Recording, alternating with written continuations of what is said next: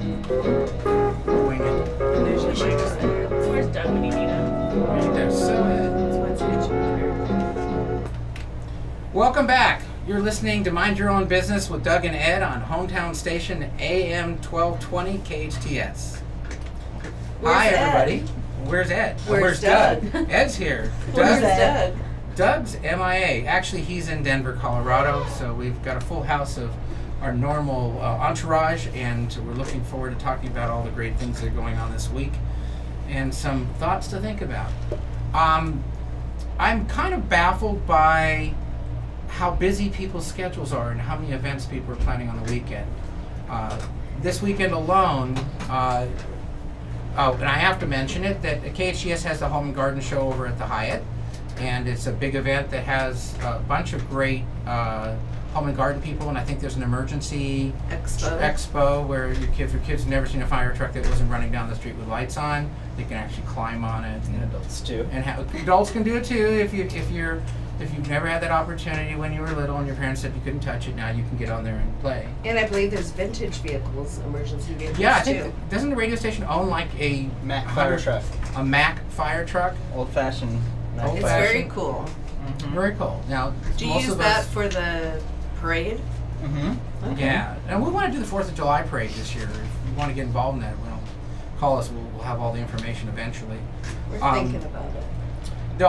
There's the Rock Walk and Wag. Is it? Did I get it right? That was right this time. At Central Park. There's a bunch of our great friends. Happy Pet's going to be there, and we'll end up doing a shout out to them on the newsletter. Look for the newsletter that comes out from us for locations. But how do you decide what to go to on a weekend with so many events? I go where my friends are. That's what I used to do. Or Great places. And actually, I've been doing something lately that a lot of people feel uncomfortable with, and that is I've been going places where nobody knows who you are. I guess we tend to gravitate to, Where might that be, Ed? the ladies' room at the mall. Okay. No, that's not true. But I've been going to Ladies networking meetings. Yeah, I have tried to But they join, may know you. women that touch. No, women in touch. Sorry, but I've but I did go to the SEO meeting that they have over in Taro on Tuesdays, the 1st and 4th Tuesday. And the first meeting I went to, I walked in there and I knew nobody, and it's just a weird experience for me when I'm used to going to chamber stuff and via stuff where 30-40% of the people there, you see them all the time. To walk in a room where most people go, oh, I'm really scared, but for me, that's how often do you get a chance to make a first impression? Twice. But I walk in these rooms and you get to meet all these really brilliant people that barely get out of their house, and then you get to go to dinner with them, and it just expanding your horizons. What is the most important thing in making a first impression? Because so many people don't know what to say, don't know how to introduce themselves, don't know. I have my own Edisms about it, everybody. The first thing you should do in any situation is figure out a way to add value and find out what you can do for other people first. If you think about all the people you ever liked, they've always somehow made you feel really comfortable that you really cared about them. And if you're an insurance person, you can't go to somebody and say, hey, do you have a dog? Do you have a cat? Do you have a kid? Do you need insurance? Do you need insurance? Do you need insurance? You go, so, what kind of life do you have, and engage them of, what things they're trying to accomplish. And then if they're not happy with what they're doing and they happen to like you later, they might do business with you. But if you totally push it down as nobody likes to be sold. That's the bottom line.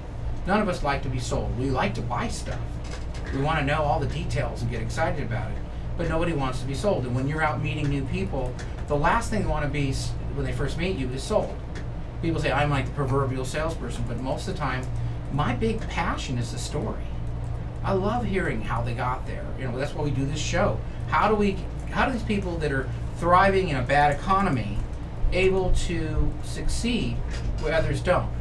Because they have a great story and a great heart behind what they do. And I feel our company has the same thing.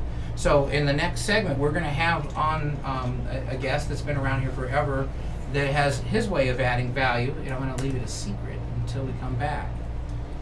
So I want to just say you're listening to Mind Your Own Business with Doug and Ed. We're Doug Missing at Hometown Station AM 1220. We'll be back in a few. KHTS. I can say KHTS. Then you won't be minding mine.